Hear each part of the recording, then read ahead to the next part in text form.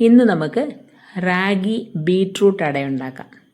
അതിനായിട്ട് നമ്മൾ ബൗളിലേക്ക് 1 കപ്പ് റാഗി മാവാണ് എടുക്കുന്നത്. 1/2 കപ്പ് അരിപ്പൊടി ചേർക്കുന്നുണ്ട്.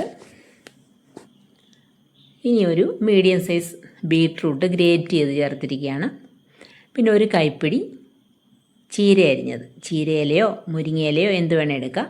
പിന്നെ 1/4 കപ്പ് തേങ്ങ ചിരകിയത്, 3-4 പച്ചമുളക് പൊടിയായിട്ട് കൊത്തി അരിഞ്ഞത്, അല്പം ഉപ്പ്, ഇതെല്ലാം കൂടെ ചേർത്ത് നന്നായിട്ടൊന്ന് മിക്സ് ചെയ്യണം ആദ്യം. അതിനുശേഷം വെള്ളം ചേർത്ത് നമ്മൾ അടയൊക്കെ പരത്തിയെടുക്കുന്ന ആ ഒരു മാവിൻ്റെ പരുവത്തിൽ കുഴച്ചെടുക്കുക.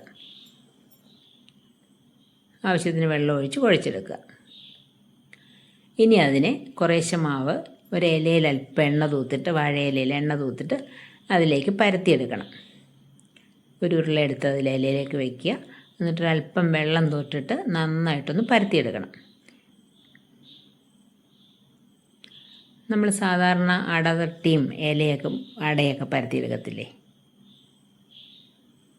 കല്ലേപ്പരത്തിയൊക്കെ ഉണ്ടാക്കത്തില്ലേ, അതുപോലെ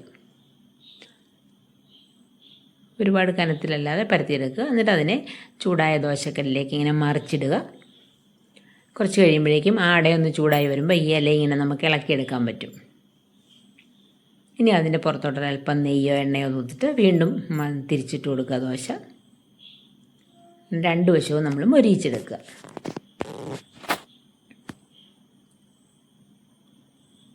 അപ്പോൾ ദേ ഒരട റെഡിയായി കഴിഞ്ഞു. ഇനി നമുക്ക് ഒരട കല്ലിൽ അതുപോലെ പരത്തിയിട്ട് ആ ഇല വരുന്ന ഭാഗം കല്ലിൽ വെച്ച് കൊടുക്കുക. എന്നിട്ടൊന്ന് അടച്ച് വയ്ക്കുക. എന്നിട്ടത് ഒരു വശം മൂത്ത് കഴിയുമ്പോൾ തിരിച്ചിട്ട് വീണ്ടും അതിൻ്റെ ഇല ഇളക്കി മാറ്റി 2 വശവും മൊരിയിച്ചെടുക്കുക. ഇങ്ങനെയും ചുട്ടെടുക്കുക, അടച്ച് വെച്ചും ചുട്ടെടുക്കാം, അല്ലാതെയും ചുട്ടെടുക്കാം. ഒരല്പം നെയ്യ് തൂത്ത് കൊടുത്താൽ ഒന്നും കൂടി ടേസ്റ്റാണ്. അങ്ങനെ നമ്മുടെ റാഗി ബീട്രൂട്ട് അട ഇവിടെ റെഡിയായി. വളരെ ഹെൽത്തിയാണ്, ടേസ്റ്റിയാണ്. എല്ലാവരും ട്രൈ ചെയ്ത് നോക്കുക. Thanks for watching.